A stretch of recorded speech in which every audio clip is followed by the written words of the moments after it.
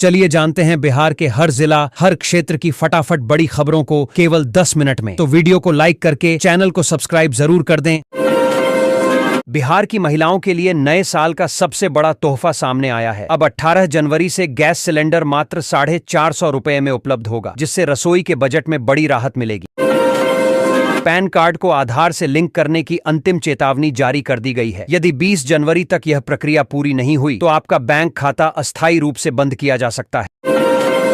ई श्रम कार्ड धारकों के लिए खुशखबरी है कि 22 जनवरी से उनके बैंक खातों में 3000 रुपए की आर्थिक सहायता राशि भेजी जाएगी। बिहार में रोजगार की बम्पर क्रांति आने वाली है। सरकार ने अगले 5 वर्षों में 1 करोड़ युवाओं को नौकरी देने का लक्ष्य तय किया है, जिसकी औपचारिक घोषणा 25 जनवरी को होगी। लेबर कार्ड धारकों के लिए विशेष राहत पैकेज का ऐलान हुआ है। 21 जनवरी से डीबीटी के माध्यम से 5000 रुपए की सहायता राशि का वितरण शुरू होगा। राज्य की 70 लाख गरीब महिलाओं को आवास सहायता की किस्त 24 जनवरी से मिलना शुरू हो जाएगी, जिससे उनके पक्के मकान का सपना पूरा होगा। बेरोजगार युवाओं के लिए मुख्यमंत्री ने 1000 रुपए मासिक भत्ते की घोषणा की है। यह महत्वाकांक्षी योजना 1 फरवरी से पूरे प्रदेश में लागू होगी। मुख्यमंत्री चिकित्सा सहायता कोष का दायरा बढ़ाते हुए अब गंभीर बीमारियों के इलाज के लिए 5 लाख रुपए तक की मुफ्त सुविधा 17 जनवरी से प्रभावी होगी। मेधावी छात्रों के लिए सरकार मुफ्त इलेक्ट्रिक स्कूटी योजना लेकर आई है, जिसके लिए आवेदन की प्रक्रिया 28 जनवरी से शुरू होने जा रही है।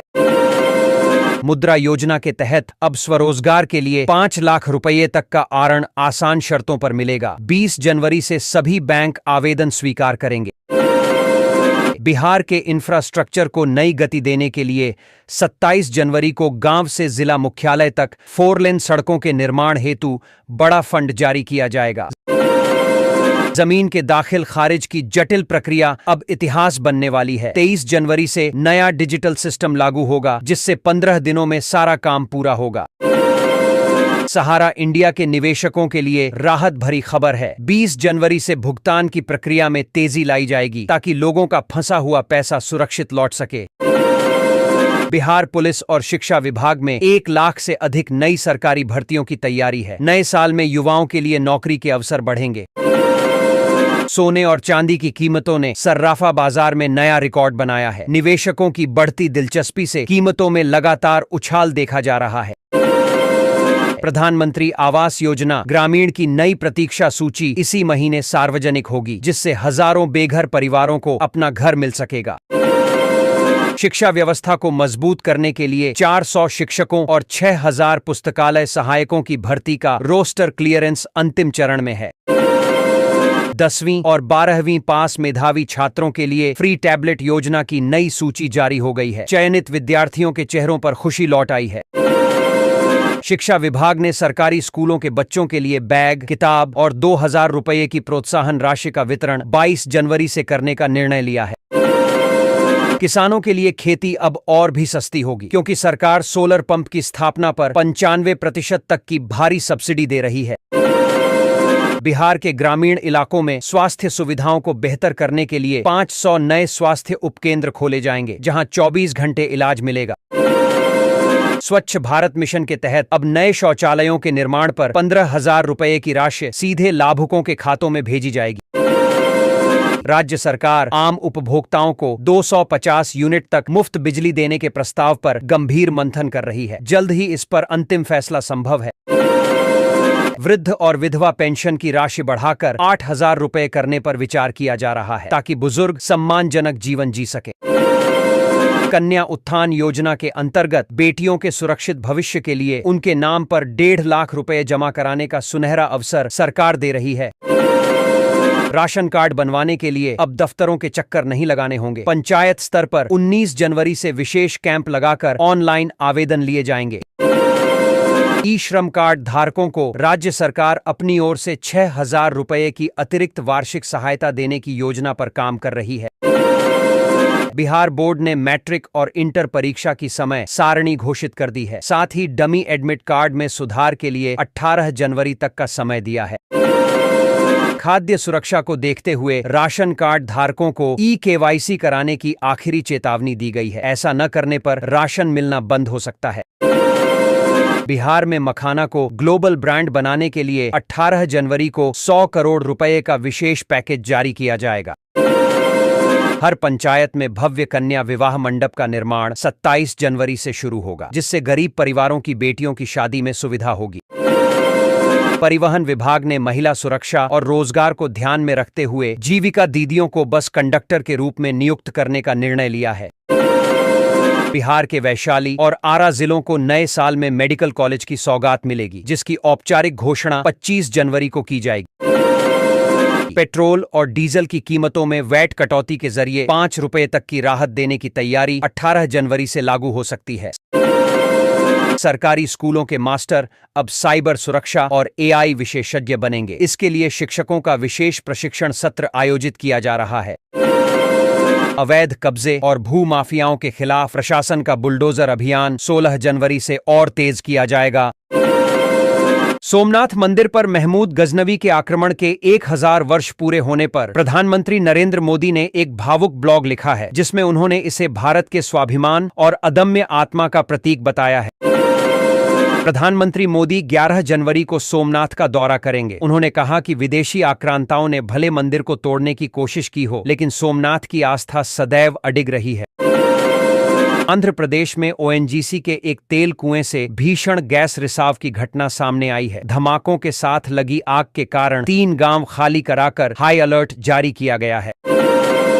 भारतीय रेलवे ने ऑनलाइन टिकट बुकिंग के नियमों में बड़ा बदलाव किया है। अब आधार से सत्यापित खातों वाले यात्रियों को 8 घंटे पहले रिजर्वेशन की विशेष सुविधा मिलेगी।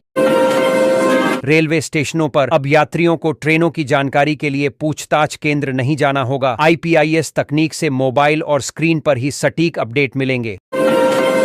भारत और बांग्लादेश के बीच तनाव चरम पर पहुंच गया है। मुस्तफिजुर रहमान को आईपीएल से बाहर किए जाने के विरोध में यूनुस सरकार ने आईपीएल प्रसारण पर पूरी तरह रोक लगा दी है।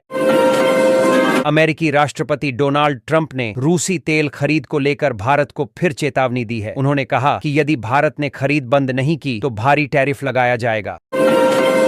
बैंक यूनियनों ने अपनी मांगों को लेकर 27 जनवरी को देशव्यापी हड़ताल का आह्वान किया है, जिससे जनवरी के अंतिम सप्ताह में बैंकिंग सेवाएं 3 दिन प्रभावित रह सकती हैं। सुप्रीम कोर्ट ने अहम फैसले में स्पष्ट किया है कि सरकारी नौकरियों में सामान्य श्रेणी की सीटों पर आरक्षित वर्ग के मेधावी उम्मीदवारों का भी पूरा अधिकार होगा। दिल्ली में बढ़ते रेबीज मामलों को देखते हुए इसे नोटिफाइबल डिजीज घोषित किया गया है। अब हर केस की जानकारी स्वास्थ्य विभाग को देना अनिवार्य होगा। उत्तर प्रदेश के झांसी में ज्वेलरी शोरूम मालिकों ने बड़ा निर्णय लिया है। अब बुर्का या घूंघट पहनकर आने वाली महिलाओं को गहनों की बिक्री नहीं की जाएगी। भारतीय सेना ने पाकिस्तान के खिलाफ हुई 88 घंटे की जंग के विश्लेषण के बाद वर्ष 2026 के लिए नया रोड मैप तैयार किया है, जिसमें डिजिटल नेटवर्क पर जोर दिया गया है। इंदौर में दूषित पानी पीने से अब तक 17 लोगों की मौत हो चुकी है। विभिन्न अस्पतालों में अभी भी 142 मरीजों का इलाज चल रहा है। उत्तर प्रदेश के मुख्यमंत्री योगी आदित्यनाथ ने दिल्ली में प्रधानमंत्री मोदी से मुलाकात की और उन्हें अयोध्या के भव्य राम मंदिर की सुंदर प्रतिकृति भेंट की है।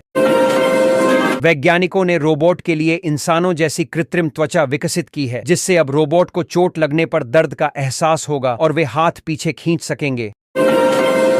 केंद्रीय गृह मंत्री अमित शाह ने तमिलनाडु सरकार पर निशाना साधते हुए कहा कि वहां देश की सबसे भ्रष्ट सरकार चल रही है और अब परिवारवाद खत्म करने का समय है।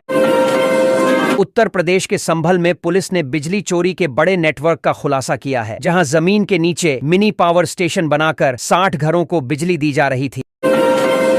रणवीर सिंह की फिल्म धुरंधर ने बॉक्स ऑफिस पर इतिहास रच दिया है। यह 800 करोड़ कमाने वाली पहली बॉलीवुड फिल्म बनी है, जबकि वैश्विक कमाई 1200 करोड़ पार कर गई है।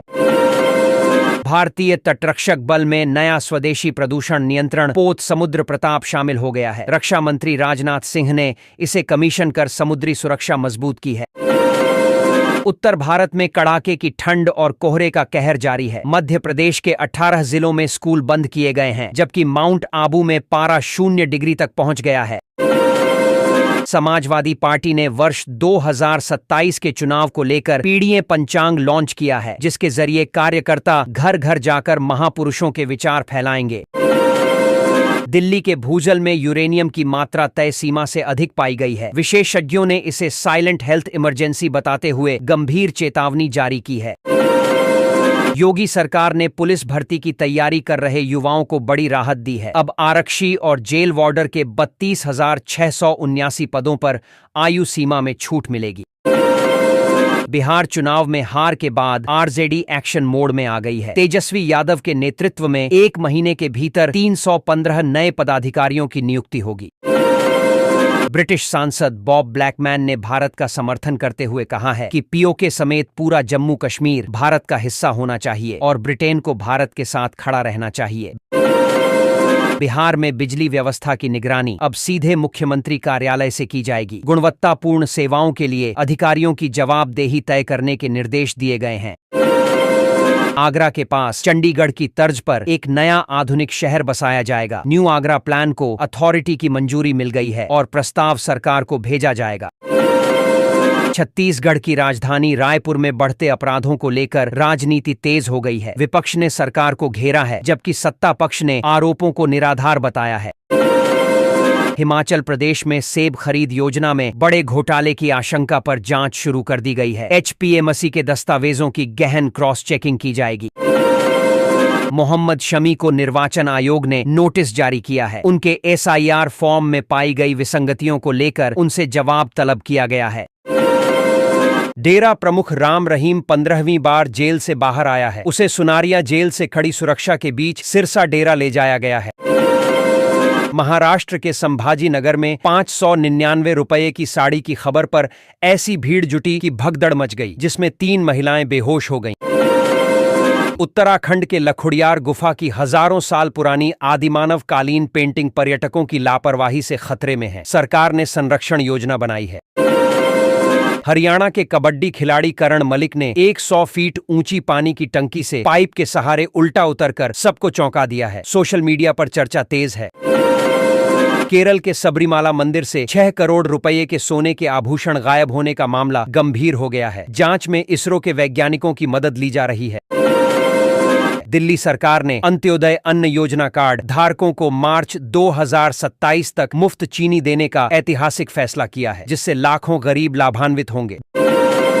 दुनिया का सबसे बड़ा शिवलिंग तमिलनाडु से बिहार के गोपालगंज पहुंच गया है। 17 जनवरी को इसे विराट रामायण मंदिर में विधि विधान से स्थापित किया जाएगा।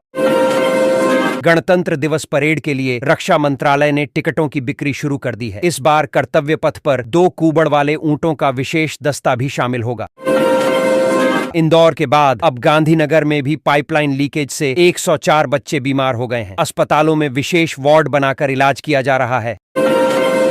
बिहार में 125 यूनिट मुफ्त बिजली योजना का लाभ लेने के लिए अब पिछला बकाया चुकाना अनिवार्य कर दिया गया है, अन्यथा विभाग की ओर से बिजली कनेक्शन काट दिया जाएगा। अररिया जिले में कड़ाके की ठंड के बीच सब्जियों की कीमतों में भारी उछाल देखने को मिला है, जिससे आम आदमी की जेब पर अतिरिक्त आर्थिक बोझ बढ़ गया है। बिहार के हर जिले में अब मेगा स्किल सेंटर खोले जाएंगे, जहां युवाओं को आधुनिक कौशल का प्रशिक्षण देकर सीधे रोजगार से जोड़ने की पहल की जाएगी। छात्रों के भविष्य को मजबूत करने के लिए स्टूडेंट क्रेडिट कार्ड योजना के तहत 10,199 करोड़ रुपए स्वीकृत किए गए हैं, जिससे 35,000 से अधिक छात्र लाभान्वित होंगे। बिहार में रोजगार की बहार आने वाली है। सरकार ने वर्ष 2025 के भीतर 35,000 युवाओं को सरकारी नौकरी देने का लक्ष्य तय किया है। शिक्षा विभाग में शिक्षकों की बम्पर बहाली का रास्ता साफ हो गया है। जल्द ही हजारों रिक्त पदों पर भर्ती प्रक्रिया शुरू करने की तैयारी की जा रही है। बिहार में औद्योगिक विकास को रफ्तार देने के लिए 6,58,000 करोड़ रुपए के निवेश का मार्ग प्रशस्त हुआ है, जिसके तहत 170 बड़ी राष्ट्रीय परियोजनाएं मंजूर की गई हैं। अवैध अतिक्रमण के खिलाफ बिहार के 2 प्रमुख जिलों में बुलडोजर कार्रवाई शुरू होने वाली है। प्रशासन ने सरकारी जमीन खाली करने के लिए 48 घंटे की समय सीमा दी है। भीषण शीतलहर को देखते हुए बिहार के 2 जिलों में जिलाधिकारियों ने 6 से 8 जनवरी तक सभी निजी और सरकारी स्कूलों को बंद रखने का आदेश जारी किया है। अपराध नियंत्रण को मजबूत करने के लिए सीवान पुलिस अब हर महीने अपराधियों का डेटा मुख्यालय भेजेगी, ताकि उनकी गतिविधियों पर पैनी नजर रखी जा सके। राज्य के सरकारी अस्पतालों में स्वास्थ्य सेवाओं को सुदृढ़ करने के लिए 5,000 से अधिक नई एएनएम की तैनाती इसी महीने सुनिश्चित की जाएगी। जांच के दौरान दस्तावेजों में गड़बड़ी पाए जाने पर बिहार के 2,916 शिक्षकों की सेवा समाप्त करने का बड़ा निर्णय लिया गया है। बिहार पुलिस में हवलदार और क्लर्क के 64 पदों पर सीधी भर्ती की प्रक्रिया शुरू हो गई है। इच्छुक अभ्यर्थी निर्धारित समय सीमा के भीतर आवेदन कर सकते हैं। मौसम विभाग ने अगले 5 दिनों तक बिहार में भीषण ठंड और घने कोहरे का अलर्ट जारी किया है। आम लोगों को सतर्क रहने की सलाह दी गई है। मुजफ्फरपुर समेत 6 बड़े रेलवे स्टेशनों पर यात्रियों की सुविधा के लिए जनरल टिकट रिफंड का अलग काउंटर खोलने का फैसला लिया गया है। लखीसराय के किसानों के लिए ड्रोन तकनीक खेती में वरदान साबित हो रही है। इससे लागत में कमी आएगी और पैदावार के मुनाफे में इजाफा होगा। पटना में घने कोहरे का असर अब धीरे धीरे कम होने लगा है, जिससे रेल सेवाएं पटरी पर लौट रही हैं और कई एक्सप्रेस ट्रेनें समय पर पहुंच रही हैं। बिहार के विकास कार्यों में केंद्र सरकार की ओर से बकाया 3,350 करोड़ रुपए न मिलने के कारण कई परियोजनाओं के अटकने की खबर सामने आई है। प्रधानमंत्री किसान सम्मान निधि के लाभार्थियों के लिए विभाग ने ई-केवाईसी कराना अनिवार्य कर दिया है। प्रक्रिया पूरी न होने पर अगली किस्त रुक सकती है। राशन कार्ड धारकों के लिए नया नियम लागू किया गया है। अब 4 पहिया वाहन के मालिकों को राशन योजना से बाहर कर दिया गया है और उनके कार्ड रद्द होंगे। बेतिया पटना 4 लेन सड़क निर्माण की प्रक्रिया ने गति पकड़ ली है। जमीन अधिग्रहण का कार्य अब अपने अंतिम चरण में पहुंच गया है। प्रखंड कार्यालयों में जीविका योजना के माध्यम से महिलाओं को बड़े पैमाने पर रोजगार दिया जा रहा है, जिससे वे आर्थिक रूप से सशक्त बन रही हैं। दिल्ली मोड़ से बनवारी पट्टी तक की सड़क को 286 करोड़ रुपए की लागत से 4 लेन का नया स्वरूप दिया जाएगा, जिससे आवागमन सुगम होगा। जल संरक्षण की दिशा में सरकार ने बड़ा कदम उठाया है। प्रदेश के विभिन्न हिस्सों में 40 हेक्टेयर क्षेत्र में नए तालाबों का निर्माण कराया जाएगा। बांका में पैक्सों के जरिए धान खरीद में करोड़ों रुपए के घोटाले की आशंका जताई जा रही है। गैर रैयतों के नाम पर फर्जीवाड़े की शिकायतें मिली हैं। बिहार में दुनिया का सबसे बड़ा शिवलिंग स्थापित किया जा रहा है। आगामी 17 जनवरी को 5 पवित्र नदियों के जल से भव्य महाभिषेक होगा। बिहार के सरकारी स्कूलों में अब एआई और साइबर एक्सपर्ट तैयार किए जाएंगे। इसके लिए शिक्षकों को विशेष तकनीकी प्रशिक्षण दिया जा रहा है। बिहार के फार्मेसी कॉलेजों में हुए 5,400 करोड़ रुपए के कथित घोटाले के तार सीबीआई जांच के दायरे में आने की संभावना जताई जा रही है। नालंदा के बेन बाजार में पुलिस ने छापेमारी कर भारी मात्रा में नकली रिफाइंड तेल बरामद किया है, जिससे मिलावटखोरों में हड़कंप मच गया है। पटना की सड़कों पर गंदगी फैलाने और थूकने वालों पर अब 500 रुपये का जुर्माना लगाया जाएगा। साथ ही प्रमुख चौराहों पर उनकी तस्वीरें प्रदर्शित होंगी। चंपारण के केसरिया में दुनिया के सबसे बड़े शिवलिंग के दर्शन के लिए श्रद्धालुओं की भारी भीड़ उमड़ रही है। सुरक्षा के कड़े इंतजाम किए गए हैं। पश्चिम चंपारण में 355 परिवारों पर बुलडोजर की तलवार लटक रही है। प्रशासन ने अवैध रूप से बसी बस्तियों को हटाने का नोटिस जारी किया है। मछली पालन के क्षेत्र में बिहार ने बड़ी छलांग लगाई है। पिछले 10 वर्षों में राज्य का कुल मछली उत्पादन दोगुना होकर नए रिकॉर्ड पर पहुंच गया है। पटना में छतों पर सोलर पैनल लगाने को लेकर लोगों का उत्साह बढ़ा है। प्रधानमंत्री सूर्य घर योजना से अब तक 5,200 घरों के बिजली बिल कम हुए हैं। बिहार के ग्रामीण इलाकों में अब जमीन खरीदना महंगा होने वाला है, क्योंकि सरकार 13 साल बाद गांवों का सर्किल रेट बढ़ाने की तैयारी में है। स्मार्ट मीटर उपभोक्ताओं के लिए राहत की खबर है। अब रिचार्ज खत्म होने पर भी मीटर का काला बटन दबाकर आपात स्थिति में कुछ समय तक बिजली मिलेगी। पटना में जमीन के दाखिल खारिज के 3,66,000 आवेदनों को दस्तावेजों की कमी के कारण खारिज कर दिया गया है। मुजफ्फरपुर के लोगों को जाम से राहत दिलाने के लिए 10,700 करोड़ रुपए की लागत से 17 किलोमीटर लंबा बाईपास बनाने का प्रस्ताव पास हुआ है। पटना के स्कूलों में अब कक्षा 8वीं तक की पढ़ाई पर कड़ाके की ठंड के कारण अस्थायी रोक लगा दी गई है। प्रधानमंत्री आवास योजना ग्रामीण के तहत वर्ष 2026 के लिए आवेदन प्रक्रिया दोबारा शुरू कर दी गई है, जिससे बेघर परिवारों को पक्का मकान मिलेगा। नेपाल सीमा पर बिहार नंबर की कार से 80.9 किलो गांजा बरामद किया गया है। पुलिस तस्करों के नेटवर्क की जांच में जुटी है। मुजफ्फरपुर जंक्शन का पूछताछ केंद्र अब नए स्वरूप में नजर आएगा। यात्रियों को स्टेशन के मुख्य प्रवेश द्वार पर ही ट्रेनों की सटीक जानकारी मिलेगी। जीविका कर्मियों के वेतन में 1 अप्रैल 2026 से होने वाली वृद्धि पर राज्य सरकार ने अपनी अंतिम मुहर लगा दी है। बिहार के बस स्टैंडों और डिपो पर अब यात्रियों को सस्ता और शुद्ध भोजन मिलेगा। सरकार यहां जीविका दीदी रसोई की शाखाएं खोलने जा रही है। आयुष्मान कार्ड बनवाने के लिए अब सरकारी दफ्तरों के चक्कर नहीं लगाने होंगे। निजी एजेंसियां घर घर जाकर लाभार्थियों का पंजीकरण करेंगी। नए साल के पहले 3 दिनों के भीतर बिहार में 500 से अधिक भूखंडों की रजिस्ट्री हुई है। खरमास के बावजूद जमीन कारोबार में तेजी देखी गई है। बिहार के एक प्रमुख जिले को 5 सितारा होटल की सौगात मिलने जा रही है, जिस पर 200 करोड़ रुपए खर्च कर पर्यटन को बढ़ावा दिया जाएगा। पर्यटन को नई ऊंचाई देने के लिए बिहार सरकार जल्द ही एक विशेष टूरिज्म ऐप लॉन्च करने वाली है, जिसके माध्यम से सोशल मीडिया पर राज्य के कम चर्चित लेकिन खूबसूरत स्थलों का व्यापक प्रचार किया जाएगा। कृषि विभाग ने खाद की कालाबाजारी रोकने के लिए विशेष उड़न दस्ता टीमों का गठन किया है, जो 24 घंटे आपूर्ति और वितरण की निगरानी करेंगी। देश भर के बैंक संगठनों ने 27 जनवरी को एक दिवसीय देशव्यापी हड़ताल का ऐलान किया है, जिससे बैंकिंग सेवाएं प्रभावित हो सकती हैं। भारतीय विशिष्ट पहचान प्राधिकरण ने पीवीसी आधार कार्ड बनवाने की फीस बढ़ा दी है। अब 50 रुपए के स्थान पर 75 रुपए का शुल्क देय होगा। भ्रष्टाचार के खिलाफ जीरो टॉलरेंस की नीति के तहत वैशाली में एक राजस्व कर्मचारी को 5,000 रुपए की रिश्वत लेते हुए रंगे हाथों गिरफ्तार किया गया। मौसम विभाग ने बिहार में ठंड का डबल अटैक होने की चेतावनी दी है। अगले 4 दिनों में न्यूनतम तापमान में 2 से 4 डिग्री की गिरावट दर्ज की जा सकती है। पटना नगर निगम ने जन्म प्रमाण पत्र बनवाने की प्रक्रिया को सरल कर दिया है। अब केवल माता पिता के आधार कार्ड और हलफनामे के आधार पर इसे बनवाया जा सकेगा। खाद्य एवं उपभोक्ता संरक्षण विभाग ने स्पष्ट निर्देश दिए हैं कि धान खरीद के बाद किसानों का भुगतान अविलंब सुनिश्चित किया जाए और गुणवत्ता मानकों में कोई समझौता न हो।